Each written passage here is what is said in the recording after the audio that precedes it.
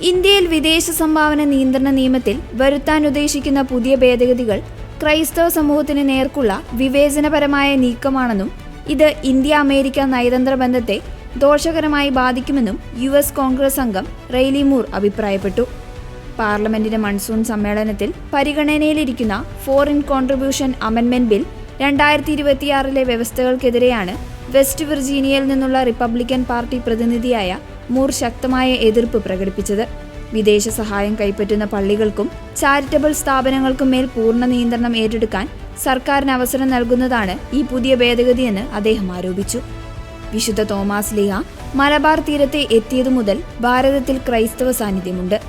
അത്രയും ദീർഘമായ ചരിത്ര പാരമ്പര്യമുള്ള ഒരു രാജ്യത്ത് പള്ളികളുടെയും ആത്മീയ സ്ഥാപനങ്ങളുടെയും ഭരണപരമായ കാര്യങ്ങളിൽ സർക്കാരിന് നിയന്ത്രണം നൽകാൻ വഴിയൊരുക്കുന്ന നിയമ ഭേദഗതി ആശങ്കാജനകമാണ്.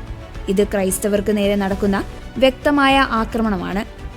ഈ രീതിയിലാണ് ബില്ലുമായി മുന്നോട്ടു പോകുന്നതെങ്കിൽ അത് ഇന്ത്യ-US ഉഭയകക്ഷി ബന്ധത്തിൽ വലിയ ആശങ്കകൾക്ക് വഴിവെക്കുമെന്നും അദ്ദേഹം വ്യക്തമാക്കി.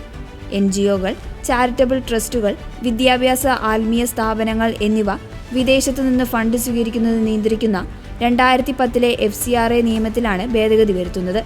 വിദേശ ഫണ്ട് ഉപയോഗിച്ച് പതിറ്റാണ്ടുകളായി പ്രവർത്തിക്കുന്ന സ്കൂളുകൾ, ആശുപത്രികൾ, സ്വാന്തന പരിചരണ കേന്ദ്രങ്ങൾ എന്നിവയുടെ FCRA രജിസ്ട്രേഷൻ ഏതെങ്കിലും കാരണവശാൽ നഷ്ടപ്പെട്ടാൽ അവയുടെ പ്രവർത്തനം പൂർണ്ണമായും സർക്കാരിന്റെ കീഴിലാകുമോ എന്ന ഭയത്തിലാണ് സഭാ നേതൃത്വങ്ങളും സന്നദ്ധ സംഘടനകളും. വിദേശ സഹായത്തോടെ വിപുലമായ വിദ്യാഭ്യാസ ആരോഗ്യ ശൃംഖലകൾ നടത്തുന്ന കേരളത്തിലെ ക്രൈസ്തവ സ്ഥാപനങ്ങളെയും ഈ ഭേദഗതി സാരമായി ബാധിച്ചേക്കുമെന്ന് റിപ്പോർട്ടുകൾ വ്യക്തമാക്കുന്നു. അതേസമയം വിദേശ ഫണ്ടുകളുടെ ദുരുപയോഗം തടയുന്നതിനും സാമ്പത്തിക സുതാര്യതയും ഉത്തരവാദിത്വവും ഉറപ്പാക്കുന്നതിനുമാണ് നിയമ ഭേദഗതി കൊണ്ടുവരുന്നതെന്നതാണ് കേന്ദ്ര സർക്കാരിന്റെ വിശദീകരണം. ആഭ്യന്തര മന്ത്രാലയത്തിന് കീഴിൽ വിദേശ സഹായം കൈപ്പറ്റുന്ന സംഘടനകളെ കൂടുതൽ കൃത്യമായി നിരീക്ഷിക്കാൻ ഇത് സഹായിക്കുമെന്ന് അധികൃതർ അവകാശപ്പെടുന്നു. എന്നാൽ US ജനപ്രതിനിധിയുടെ ഇടപെടലോടെ അന്താരാഷ്ട്ര തലത്തിൽ മതസ്വാതന്ത്ര്യവുമായും ഇന്ത്യ-US നയതന്ത്ര ബന്ധവുമായി ബന്ധപ്പെട്ട പുതിയ ചർച്ചകൾക്ക് ഈ വിഷയം വഴിവെച്ചിരിക്കുകയാണ്.